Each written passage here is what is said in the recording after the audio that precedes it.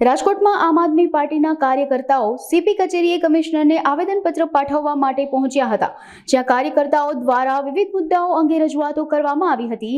ભાજપના પદાધિકારીઓ, હોદ્દેદારો તેમજ કાર્યકરો દ્વારા માસૂમ બાળકીઓનો બળાત્કાર, ડ્રગ્સ માફિયાઓ, બુટલેગરો, ખોટા ટોલ નાકાઓ, વિવિધ પ્રકારના ભ્રષ્ટાચારો, પેપર ફોડવાના કાંડો, સરકારી જમીનો પર ગેરકાયદેસર રીતે મકાન બનાવીને વેચવા, ગૌચરની જમીન પડાવી પાડવી, સરકારી ખાતાઓમાં કટકી કરવી, સરકારી અનાજને સગે વગે કરવું, લોકોનું અપહરણ કરી ધાક ધમકી આપી જમીન લખાવી લેવી, ભૂમાફિયાઓ, ખોટી કોલેજો કાગળો ઉપર ઊભી કરવી, બ્રિજ ફ્લાયઓવરમાં મોટા ભ્રષ્ટાચાર આચરવા, ગુજરાતમાં દારૂબંધી હોવા છતાં દારૂની હેરાફેરી કરવી જેવા મુદ્દાને લઈને આપ દ્વારા રજૂઆતો કરવામાં આવી હતી।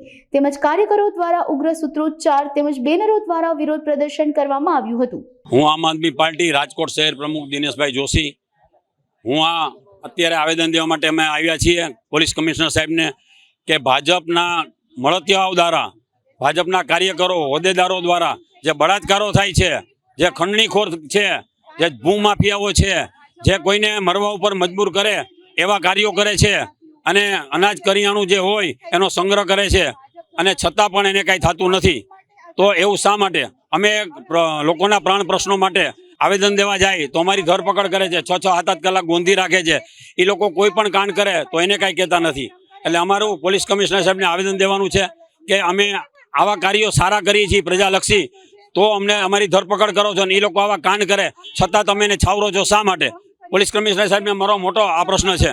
આજના મુદ્દાઓ છે જમીન કૌભાંડ, સરકારી જમીન ઉપર 250 મકાન બનાવી મહિલા કોર્પોરેટરના ઘરવાળા વેચી નાખવા, ડ્રગ્સ માફિયાઓ, ભૂમાફિયાઓ, બુટલેગરો, બળાત્કારીઓ, આ બધાને છાવરે છે શા માટે? અમારો આ કાર્યક્રમ છે અને અમારે આવેદન દેવા જાય મોંઘવારી વિશે કંઈ કરીએ તો અમારી ધરપકડ શા માટે ને એની કેમ નહીં? અમારી માંગણી છે કે અમે જ્યારે પણ કાર્યક્રમ કરતા હોય ત્યારે અમને લોકોના પ્રાણ પ્રશ્નો વિશે કરવા દે અને આવા લોકોની તાત્કાલિક ધરપકડ કરવી જોઈએ અને એને જેલ હવાલે કરવા જોઈએ। એવું શા માટે નથી થતું? આ પ્રશાસન એને અને પોલીસ ખાતું કેમ છાવરે છે? આ મોટો પ્રશ્ન છે। આગામી રણનીતિ અમે રસ્તા રોક આંદોલન કરીશું, કમિશનર ઓફિસર, સીપી ઓફિસને ઘેરાવ કરીશું જો આમાંથી અમને મુક્તિ નહીં આપે તો।